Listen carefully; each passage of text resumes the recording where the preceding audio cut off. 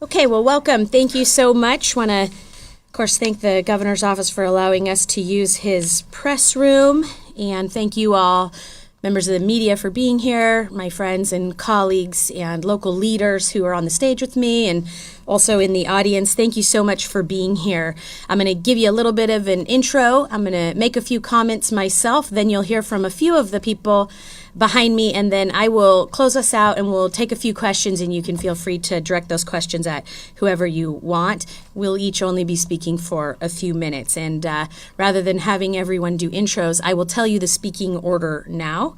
So after me will be my colleague in the newly formed Capitol Caucus, Assembly Member Heath Flora will come up and speak. He is part of the Capitol Caucus because he represents part of Sacramento County as well. And then you'll hear from our District Attorney, Tin Ho. And then you will hear from City Councilwoman Katie Maple. And then we will close out with former Pro Tem and former Mayor of the City of Sacramento, Darrell Steinberg. And then I will come up and we'll do some questions. Sound like a good order of business? Thank you so much for being here. We are here because I have introduced new language into Senate Bill 802.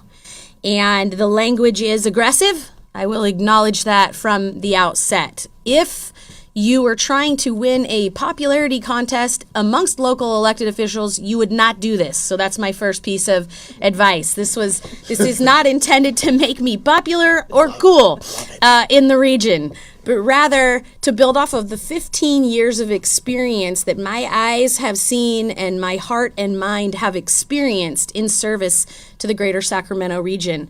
Some things you get some clarity on when you leave City Hall and you move a little distance away and you represent more than just one city, but maybe the two biggest cities and some of the county region, and you watch folks struggle. And you could put some of the pieces of the puzzle together a little differently, with a little different vantage point and perspective than when you were there at the dais at City Hall. I think this is that moment for me.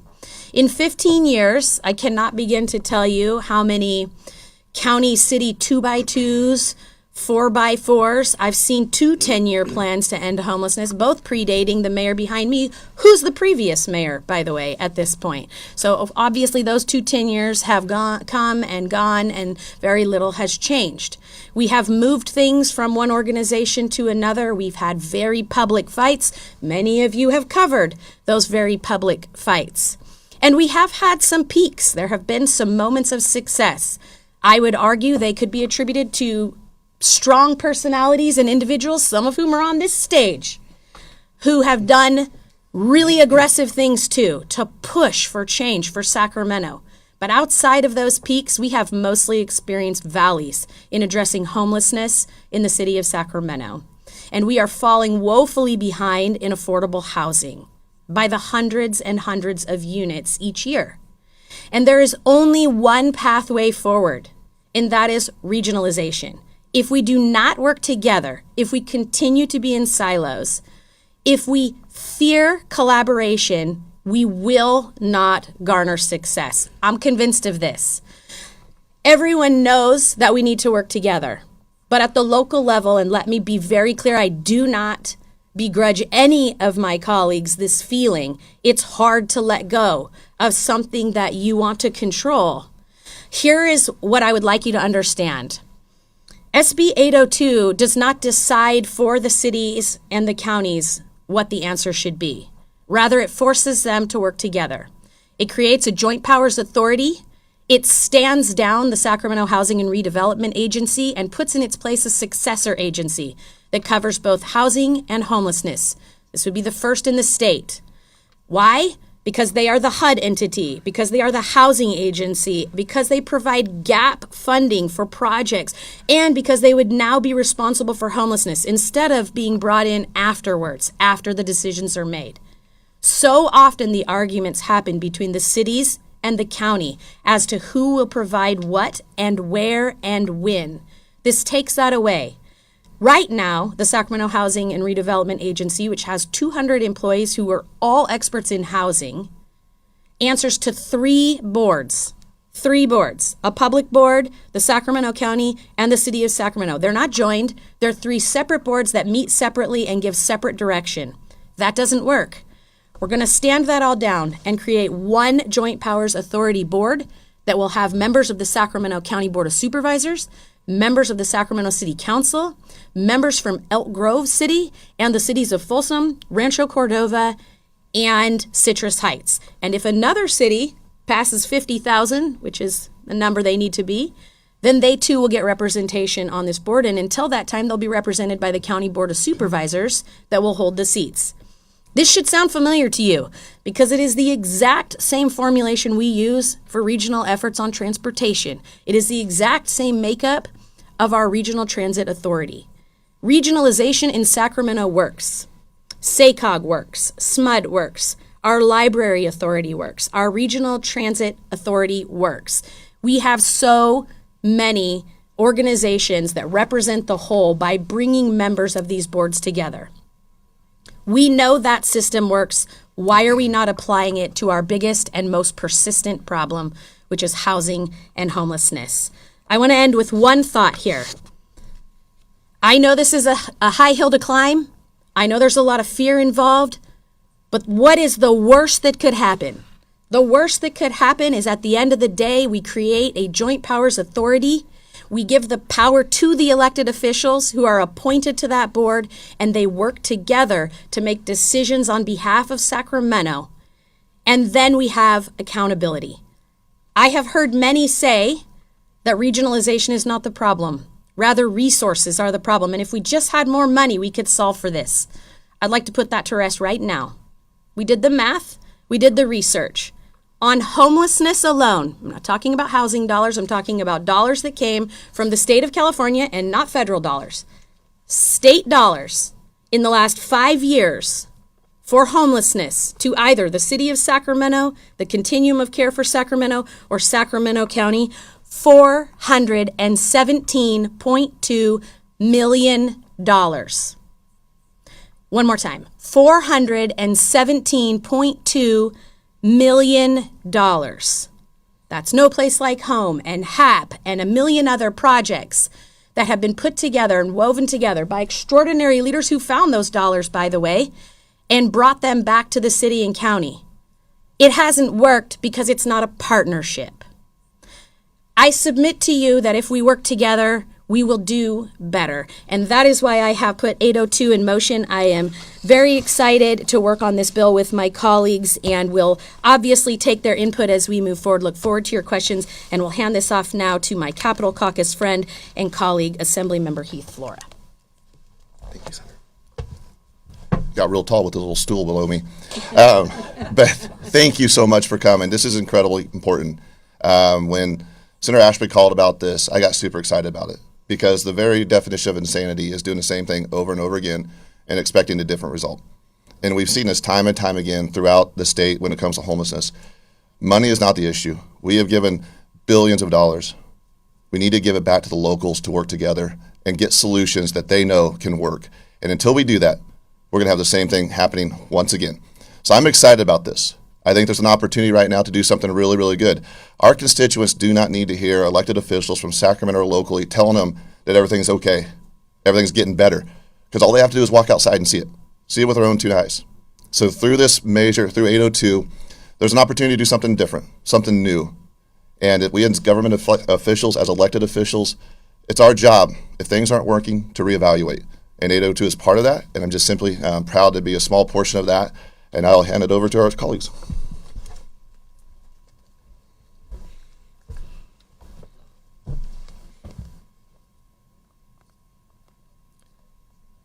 So first of all, I want to recognize a moment here. Our former mayor, Darrell Steinberg, and I have been on opposite sides of the courtroom, opposite sides of the council chamber, and sometimes opposite sides in the community.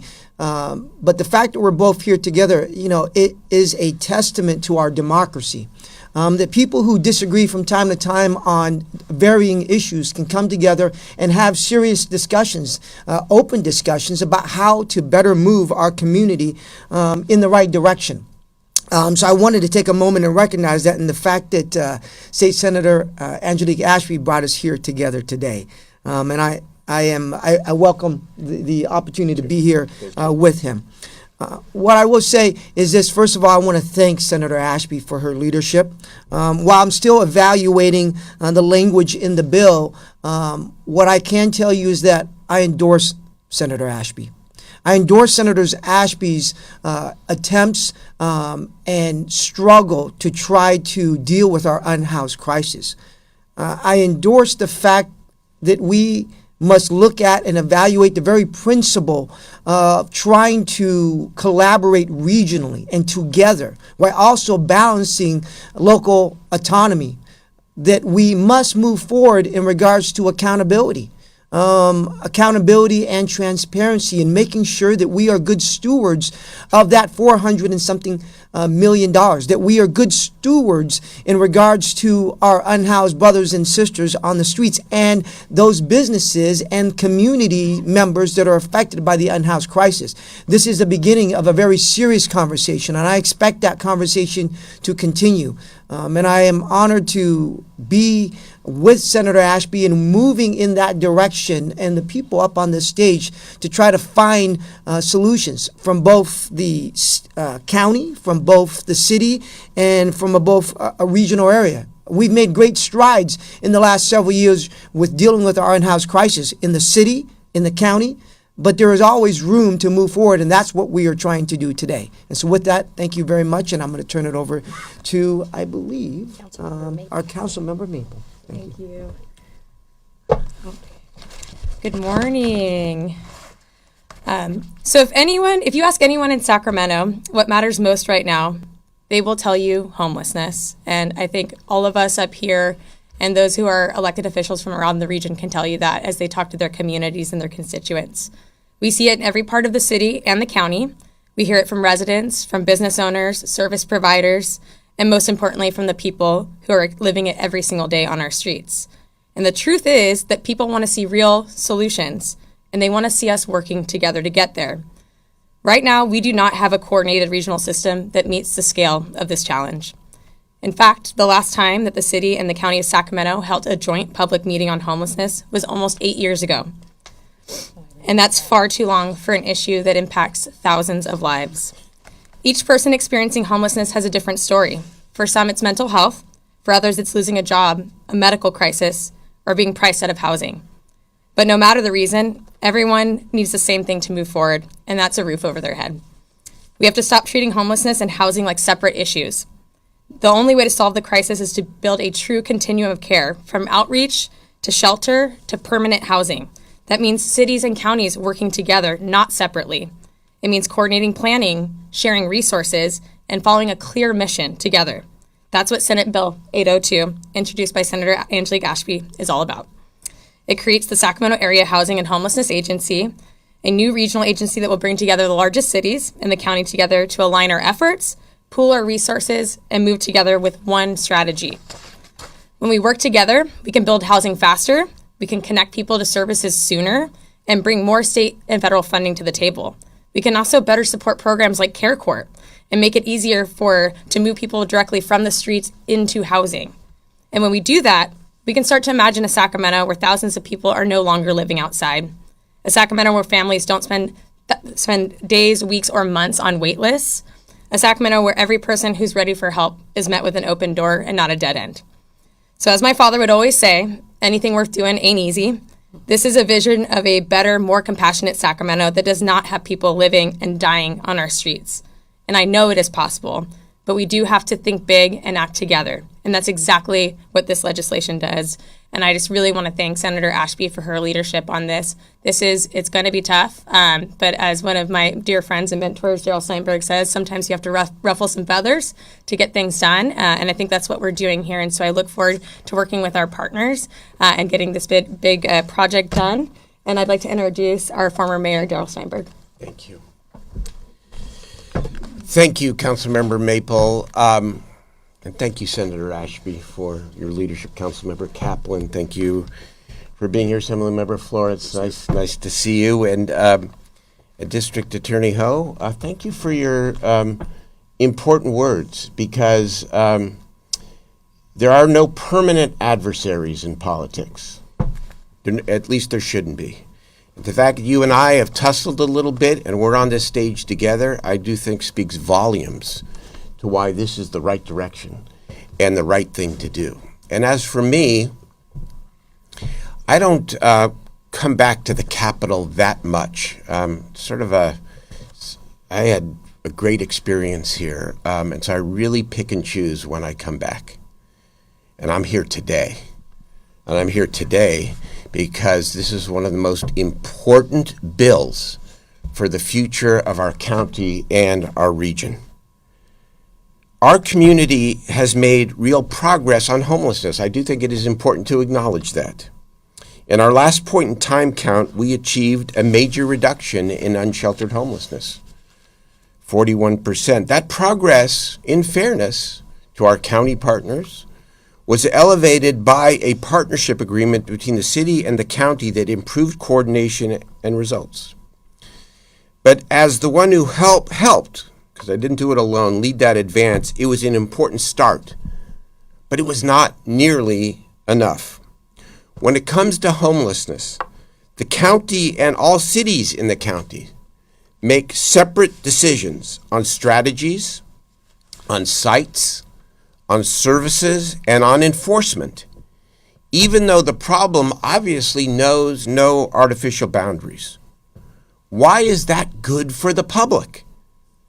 Shouldn't our entire county, including our cities and our county government, work together even more closely?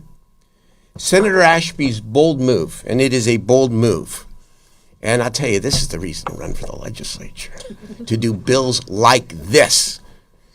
Senator Ashby's bold move, it's common sense. The cities and county should not only work together on homelessness, they should govern together. It is no secret, and the district attorney kind of alluded to it, that during my years as mayor, we both made major progress and ruffled a lot of feathers. Well, one city should not have to push, to prod, and demand that others push as hard as we did. Everyone responsible should be at the same dais, working together and making decisions that continue and improve our community's progress. Senator Ashby, again, your willingness to take this on is leadership. Eventually, I know you and the community, but under your leadership, we'll bring everyone to the table and get this done. And there's no question everyone will pick apart different pieces of this bill, and you will address all the legitimate concerns. But let us not lose the big picture and most important idea. Governing together will lead to better results. It has been a while, as I said, since I served in the body that you now serve in. But I was involved in a battle or two in my time. I see all the initial resistance, and there's a lot of it out there. They're not in this room today, or maybe they are, but most of them are not. But I see all the initial resistance, and I want to share this. If there was not resistance to changing the siloed way our region addresses the most important issue we face, it would be a sign that your bill is not strong enough. Put another way, the more resistance, the more it's clear you are doing the right and necessary thing for our community. Thank you for taking a strong stand. If this is a fight, and I think it will be a fight, it's a fight worth having. Thank you.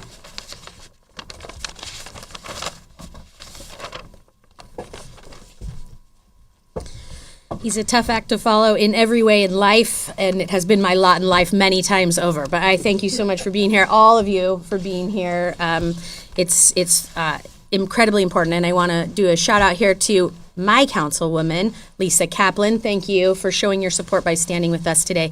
And I know that Councilwoman Talamontes has sent her staff and is on her way trying to get here in time, but with us in spirit either way, and has sent her team. I thank them very much. And we'll finish with this comment. Look, I could do nothing. And, I got a re-election next year. I could do nothing. I could work on small bills. There's lots of opportunity to do that in that building.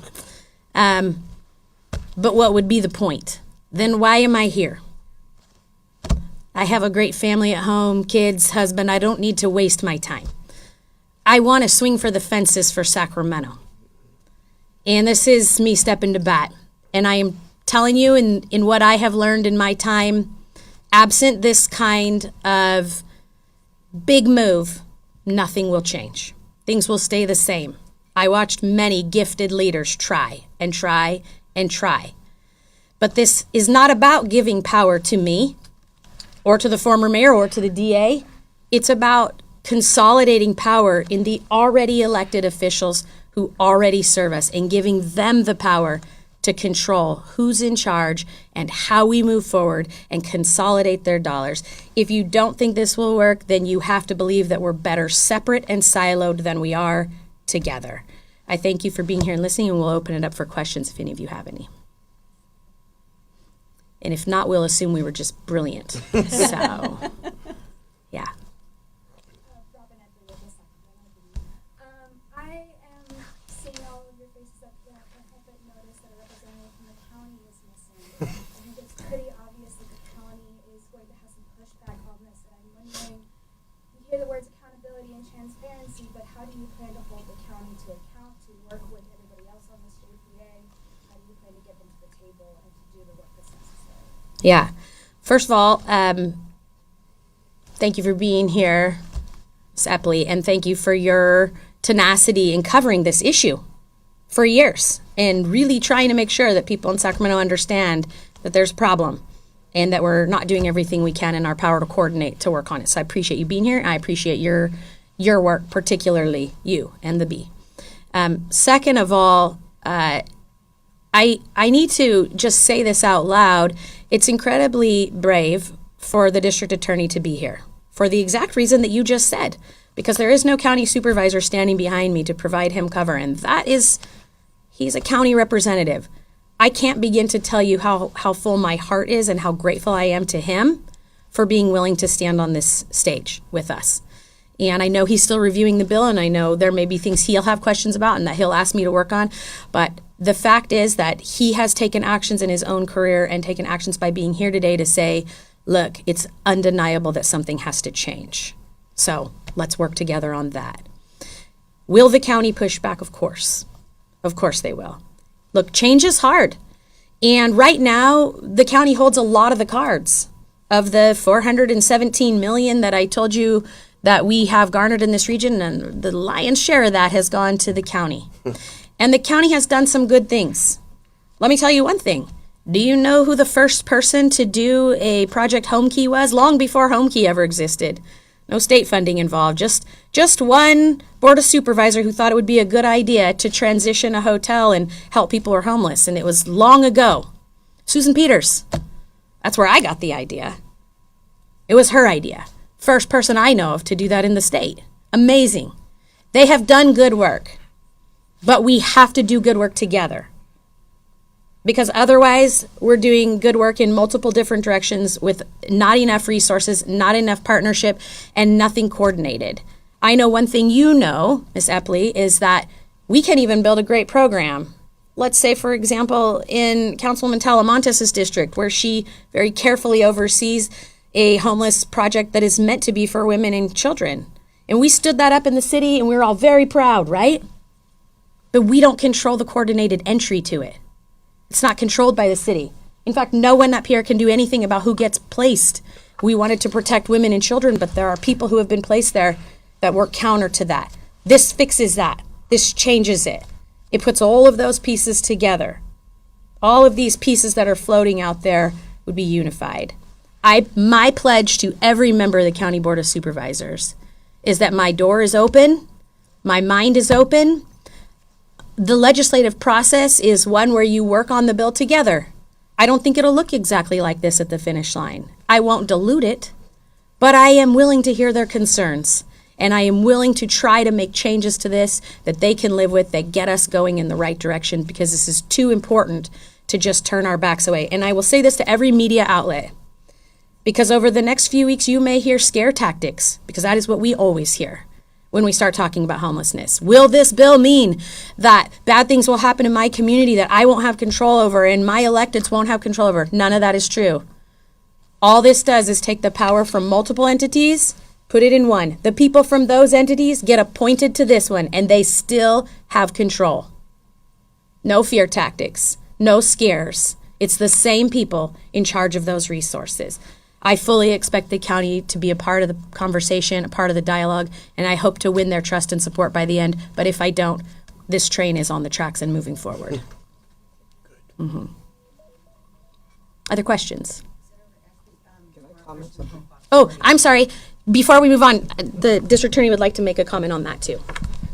You know, I do want to, I am a county official, one of 3 constitutional officers in the county where I represent the entire county. It's the sheriff, it's myself, and also the assessor as well.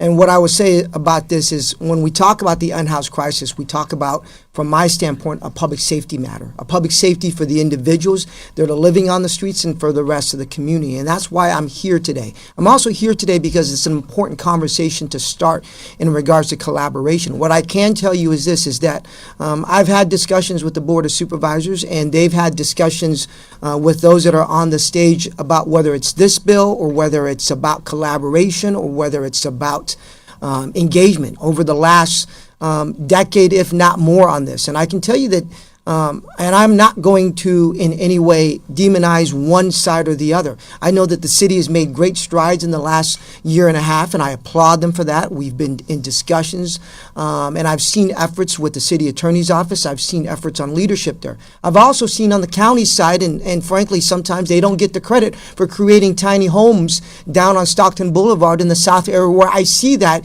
in communities of color, and I want to recognize that and not ignore that. I also want to recognize that they are opening up another shelter over in North Highlands.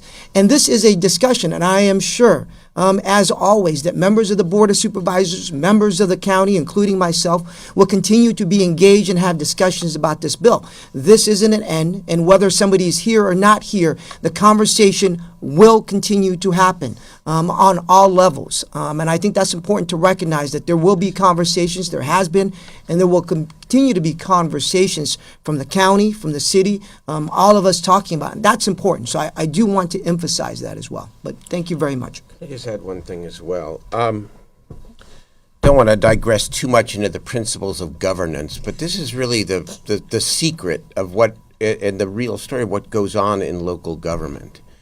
When you are accountable, you ought to have some authority. And that's not the way it is now. I wrote a lot of these laws, the Mental Health Services Act, and a lot of these other laws where the money goes to the county. Fine, the counties are the appropriate Health and Human Services subdivision of the state. And you're right, they're doing a good job. It's improved significantly, actually. First years was a little rough, but improved significantly. But the problem is, for everybody else who is accountable, there's no authority, any governance authority over any of this.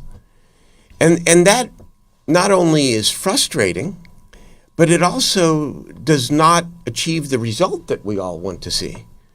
You cannot deny, no one can deny, that working together and governing together will lead to better results. Yeah. If this passes, how much will it cost, or guesstimate the taxpayer dollars? How much will taxpayers have to spend? So from a taxpayer standpoint, there are savings involved with this bill because right now there are 3 boards that oversee SHRA. There may be some costs in transition. We don't have an official costing yet from the legislature, but it should be fairly de minimis. In the long run, it's not really about.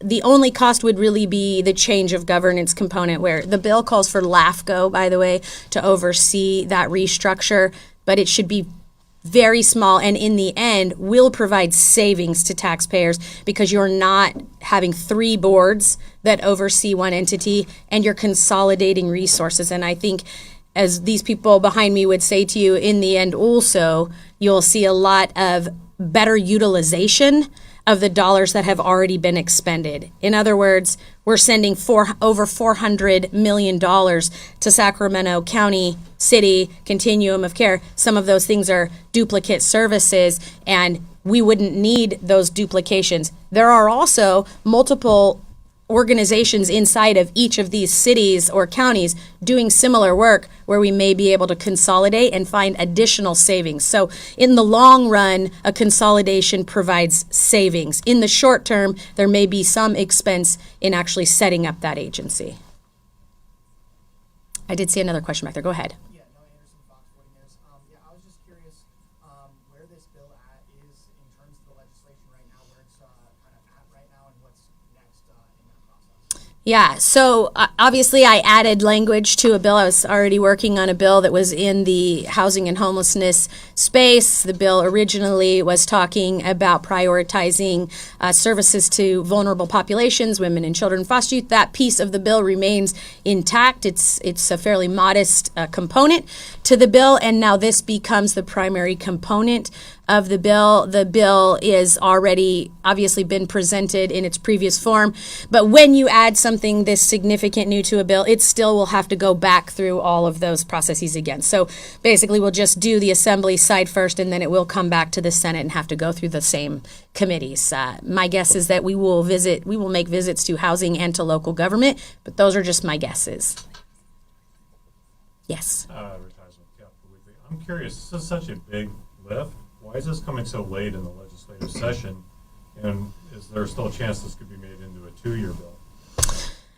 I mean, anything can be made into a 2-year bill, I suppose, and it's possible. And I guess a city that has waited 20 years could wait 2 more. I guess my answer to you would be, why not? What are we waiting for? I've had many electeds text me in the last 24 hours to say, potentially this is cart before the horse. I would argue, how long are we waiting for this horse? Because I've been around for a long time. I'm not kidding when I say Mayor Fargo and Mayor Johnson both had 10-year plans to end homelessness. Those 10 years, which are 2 separate sets of 10 years, have both expired. Multiple 2x2s, 4x4s, you name it, everything that we can do except for this, actually work together with an actual joint powers authority. These guys sit on, how many joint power authorities do each of you sit on? 10? 9, 10, 9. Okay, this is not new for them. They do this on water and sewage and libraries. And the number one issue when you talk to our voters is the unhoused and the cost of housing. And that is the one area where we are not asking our elected officials to work together. Way overdue. So next year, this year, last year, we just need to do it. You can. And just quickly, in 2023, there was a Sacramento County grand jury, and they released a report. The main outcome of that report was, one, an acknowledgement that the system that we have is really fragmented, and that's not serving the people who are living on our streets and our residents and our businesses. And the number one recommendation from that report was creating a joint powers authority, which is what this bill does. And so I think that's really important to note here. It's not just us. It's not just the senator. These are recommendations that have come out for a very long time. Another note that I think is really important is 15 years ago when Sacramento first created their current continuum of care, which is a nonprofit called Sacramento Steps Forward, both the city and the county met on the same day. I believe it was December 13th in 2010, but I can go check my notes. And both of those parties agreed to not only create Sacramento Steps Forward, but to also create a joint powers authority, because they acknowledged that a nonprofit doesn't have the authority to tell a government what to do. And so I think the conundrum we've been in for the last 15 years is we have a nonprofit and they do really great work. They do planning and research and they create wonderful documents, but they have no authority to tell anyone, the county, the city, or any other city what to do. And so we have a challenge where we need to align the authority with the plan, and that's exactly what this bill does. Just to put a fine point on that, I was at that meeting. I was the same age that Councilwoman Talamontes is now. Suffice to say, I am not that age now, okay? And it's been a long time, 15 years since I sat in that meeting, but I remember the celebration. It was the brainchild of then Mayor Johnson to put that together. It was led by a staff person named Cassandra Jennings, who has worked in the housing space for a long time and was at that point an assistant city manager. But it has not moved the ball. So how much longer are we waiting for the horses? Again, I reiterate. Are there other questions? Yes. Hi, Jack Rodriguez-Morris, also with the Sacramento Bee. If we're counting former Mayor Daryl Steinberg, we have 1, 2, 3 representatives from the city. How will a single board ensure that there is weight given to all the disparate communities within the region, and also ensuring that those distinct needs of the unhoused community members are met both in, say, downtown Sacramento, just as they are in Homelessness? Well, they won't. This power isn't given to the city of Sacramento. In fact, Sacramento doesn't have the ultimate power in this bill. What they are the people willing to come forward at the beginning and say, hey, we'll work together. That's why they're here. That's why they're here. Full credit to them. They're saying we're not afraid of whatever power and resources we might have to put into the whole to work together. It works for the library. It works for us. By the way, I keep bringing up the library. I mean, I bring up the library because did you know that the Sacramento Public Library spends the least per patron of any large city in the United States of America?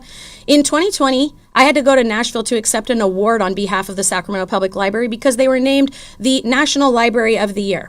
Sacramento does its best work when they work together. And we clearly do not do our best work when we don't work together. These folks are here because they believe that a partnership would advance this, not because they will hold the strings. They will not. In fact, in the document, the layout of who gets appointed is put in the bill already. So the JPA has 3 County Board of Supervisors, 3 City of Sacramento appointees, 2 City of Elk Grove appointees, 1 from Folsom, 1 from Rancho Cordova, and 1 from Citrus Heights. And then if one of the other smaller cities that isn't quite at 50,000 yet gets big enough, like Galt or Ileton or something, then they could also have a seat. Until then, they would be represented by the County Board of Supervisor folks that are on this JPA. So as you can see, the City of Sacramento actually doesn't have the power. The other cities joined with the county would, but they are yet still here saying, yes, a partnership would be better than the siloed efforts we're in now. I think they're tired of the treadmill. They're tired of the hamster wheel, and they want to work together. Yeah. Any other questions? Any of you want a final word? Good job. Good? Great job. All right, we're good. Thank you so much for coming. All right. Great job. Thank you.